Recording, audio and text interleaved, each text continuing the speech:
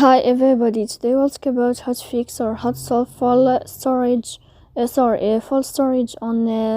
Telegram app. To know how to fix or how to solve full storage on Telegram app, you should just go to settings. Here you can click apps, default apps, app settings. Then this list you will enter to the window or to the app of Telegram, and you can click. Then this list of app info, you will click on first app and you can click OK.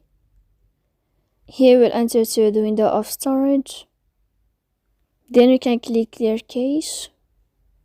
In the end, you can turn on your airplane mode, and you can wait a moment to turn off your airplane mode again.